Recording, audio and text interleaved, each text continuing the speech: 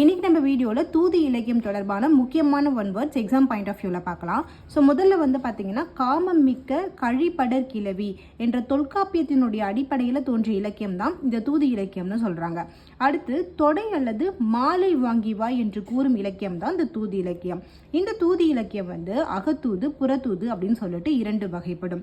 இந்த தூது இலக்கியத்தோட வேறு பெயர்கள் என்னென்ன அப்படின்னு நம்ம பார்த்தோம்னா வாயில் இலக்கியம், சந்து இலக்கியம். ஸோ இது எக்ஸாம் பாயிண்ட் ஆஃப் வியூவில் முக்கியமாக கேட்கறதுக்கு வாய்ப்பு இருக்கு.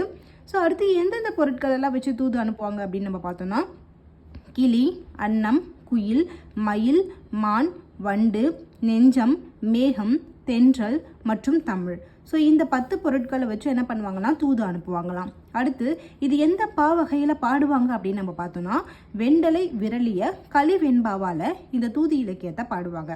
அடுத்து இந்த 10 பொருட்கள் நம்ம மேலே சொன்னோம்ல, இந்த 10 பொருட்களையுமே வைத்து ஒருத்தர் என்ன பண்ணியிருக்காருன்னா தூது பாடல் பாடியிருக்காரு. ஸோ அவர் யார் அப்படின்னு நம்ம பார்த்தோம்னா மகாவித்துவான் மீனாட்சி சுந்தரம் பிள்ளை அப்படின்றவர் தான்.